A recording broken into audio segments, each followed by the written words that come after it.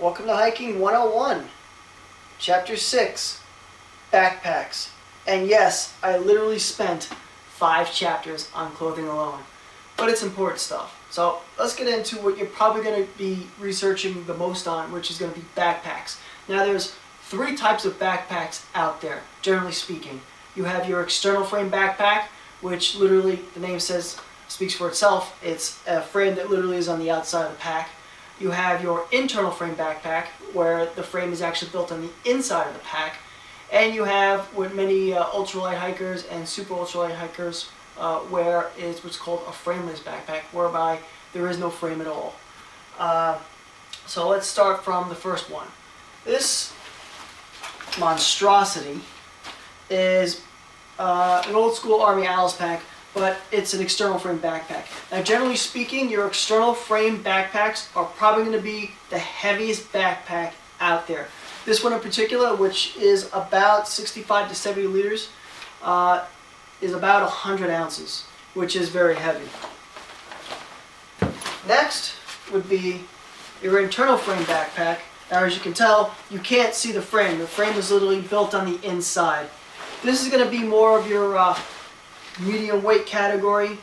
This one in particular, this is your mainstream Osprey backpack, Aura 50. This weighs about 56 ounces.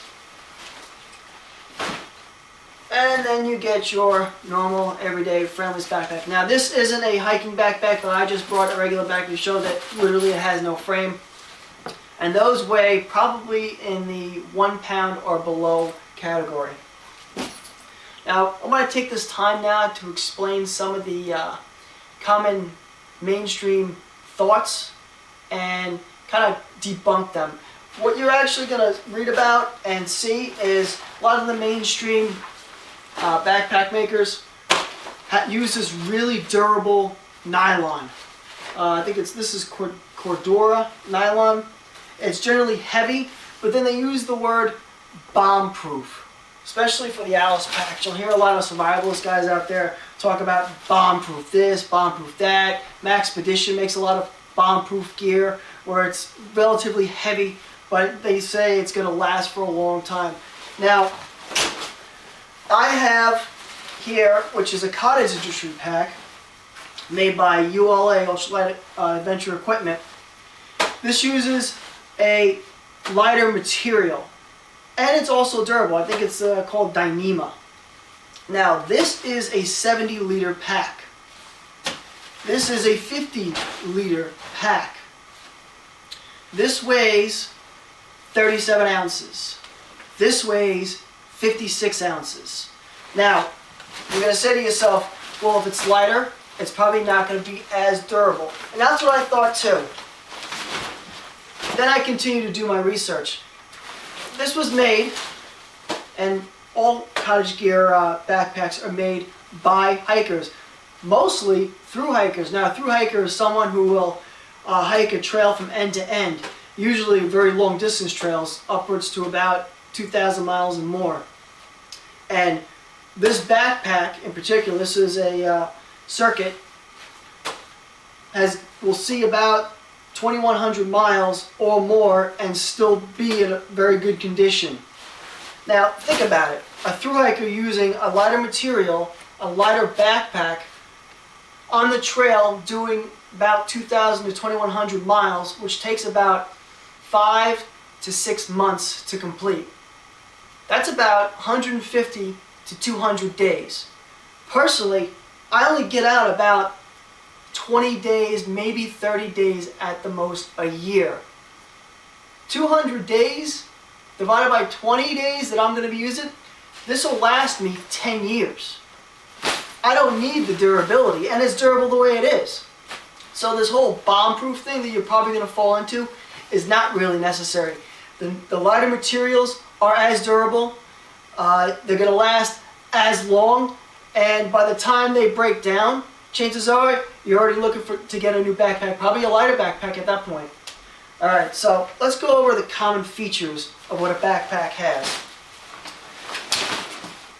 In the mainstream, you'll have what's called a haul loop. which is used to put on and take off the pack and also to hang the pack at night if you're in a shelter. You have shoulder straps. You have what's called a sternum strap. Now what a sternum strap is used for is when you're hiking, your shoulder straps will tend to splay out and cause a lot of undue stress on your shoulders. What the sternum strap does is it brings the straps in and keeps it for a more comfortable ride. Then you'll have your hip belts, which are used to secure it around your hips.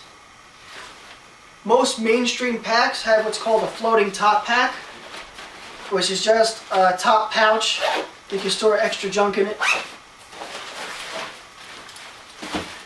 Most backpacks will have an outside pocket to store miscellaneous items or items you need to get to quickly. Most backpacks, not all backpacks, are what's considered a top loading pack, whereby you got to stuff items from the top down and there's no access from the bottom or the front. The larger backpacks, between the 75 and 80 liter backpacks, will also have what's called a sleeping bag compartment where you can zip out and just store your sleeping bag as it is. Also, you'll have what's called sleeping pad straps, and we'll get to that in the sleep gear section, but you'll need a sleeping pad or something to insulate your back, and usually that will go on the outside strapped to the bottom of your pack. A lot of mainstream backpacks out there will have a lot of extra accessory items. This one in particular has a mesh back that's raised out to allow ventilation to get to your back. This will have a lot of extra pockets. This has also they have, and a lot of cottage gear packs have it as well. It's what's called compression straps on the outside. What a compression strap does is once you have your gear inside your pack, you cinch it up to keep everything nice and tight so your pack's not moving around on you. External and internal frame backpacks, the goal is, with these packs, is the frames actually transfer the weight onto your hips. And that's where you generally want to carry most of your weight anyway. If you carry most of your weight high on your shoulders, you're going to get very fatigued, especially in your shoulder area. What ultralight backpackers do is the pack weights are so light, you're looking at 10, 15 pounds total weight. Having something like that where your shoulders are maintaining most of the weight isn't much of a bother. When you're going into the 25, 30, 40, 50 pound ranges, you don't want that type of weight on your shoulders. You really want that on your hips. Also, on most backpacks, you'll have what's called load lifter straps.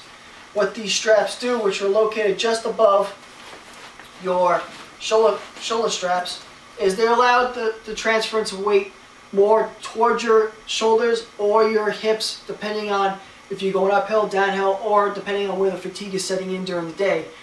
During the day, most of the time, you're going to be fiddling around with your backpack as far as shoulder straps and hip belts, because especially with higher weights, 25 pounds and above, it's going to get uncomfortable and you're going to have to be able to relieve some of the stress points during the day.